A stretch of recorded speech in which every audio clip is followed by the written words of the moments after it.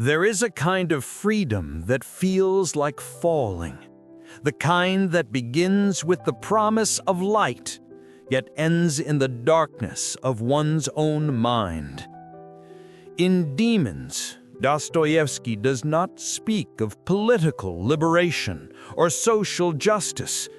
He speaks of a freedom so vast, so unbounded, that it destroys those who touch it unprepared. For when all laws are stripped away, when all faiths collapse, the soul faces its final test, to govern itself, and most fail.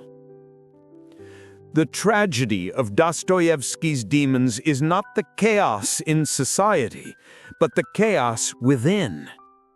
The story begins not with rebellion, but with emptiness. A group of young idealists seeks to free Russia from its traditions, its morality, its God.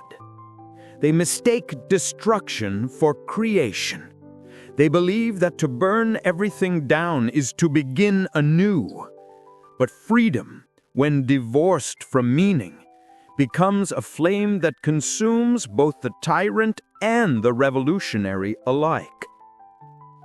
Dostoevsky saw this long before it unfolded in history. He saw that the moment man kills God, he must bear the unbearable. The throne of judgment now sits within his own chest. If there is no God, he wrote, everything is permitted. But what he meant was not permission, it was terror. For in a world without higher order, every act, every sin, every cruelty becomes our own creation. We can no longer hide behind heaven. We are accountable to nothing, and therefore to everything. Freedom, Dostoevsky teaches, is not the absence of chains, but the weight of choice. And this weight is too much for most. When people cry for liberty, they rarely seek responsibility. They seek escape from rules, from guilt, from the burden of consequence. But true freedom is not escape. It is the courage to face what we are capable of, to stand before our own potential for evil and not turn away. In Demons, the characters are not merely political radicals. They are lost souls worshipping the idea of nothingness. Each one believes they are forging a new world, yet each is secretly afraid of what might fill the void once the old world is gone. They are intoxicated by their own intellect, by the illusion that thought alone can replace faith, morality, and love. But Dostoevsky reveals their secret fear, that once God is gone, man will have to take his place, and man is a terrible God. There is a haunting scene in Demons where Stavrogan stares into the eyes of another man, and it is as if he is staring into a mirror reflecting not his face, but his abyss.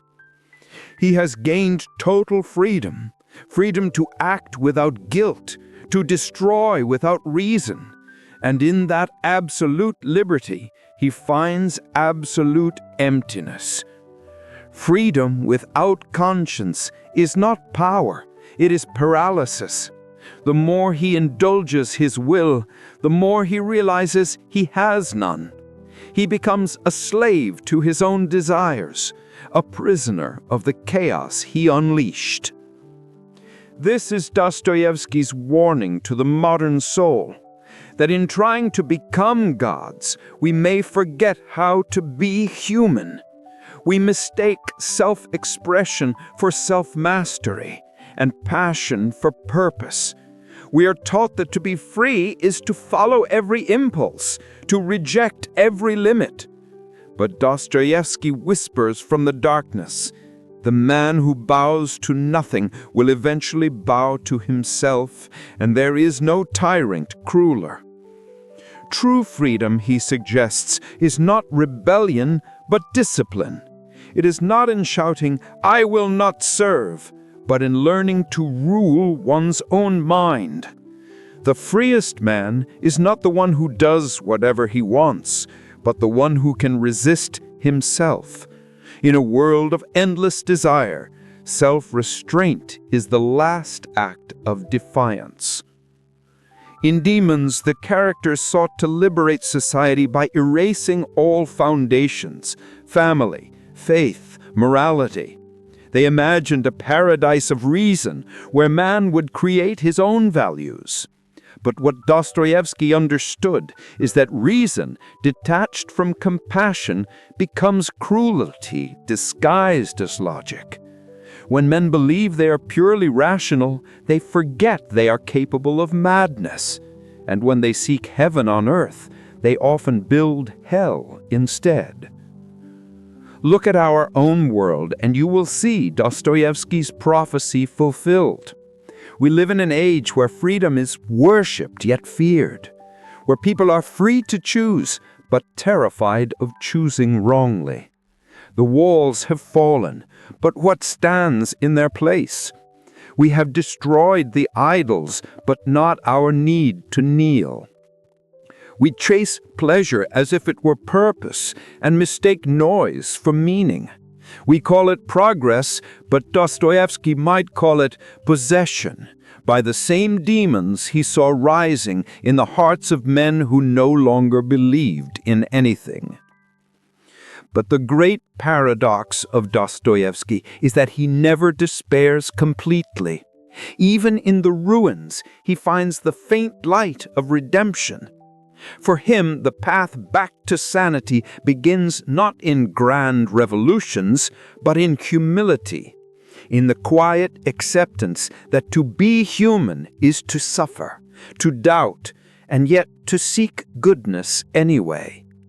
Freedom is not found in destroying what binds us, but in choosing what we bind ourselves to. Without faith, there is no moral compass. Without love, no reason to live. And without responsibility, no real freedom at all. To carry freedom is to carry the cross of one's own conscience. It is a lonely road. There are no banners, no applause. The crowd does not understand the man who refuses both servitude and chaos. He stands between the two extremes, neither a slave nor a god, but something infinitely harder, a human being who thinks, who chooses, and bears the cost of both.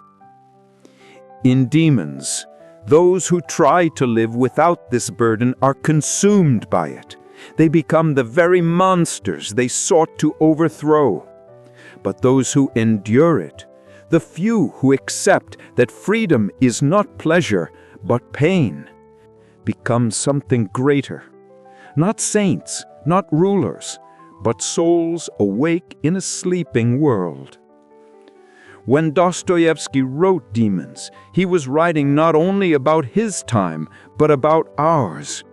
The ideologies have changed, the costumes differ, but the temptation remains the same: to hand over our freedom to those who promise to make life easier, to silence our doubts, to give us certainty in exchange for conscience. Every generation faces the same choice: to carry the burden of freedom or to be carried by the crowd. And perhaps that is the ultimate test of the human spirit. Not whether we can be free, but whether we can bear it. Freedom demands that we stand alone before the mirror of our own soul, and few can endure the reflection. But if we can face ourselves without fear, then even in darkness we remain unbroken. Dostoevsky's characters fall because they refuse to look inward. They dream of saving the world while fleeing from their own shadows. But he teaches us that salvation begins not in revolution, but in repentance. The true rebel is not the man who burns the world, but the one who conquers himself. Freedom is not a gift, it is a responsibility. And those who refuse it will forever serve the ones who dare to bear it.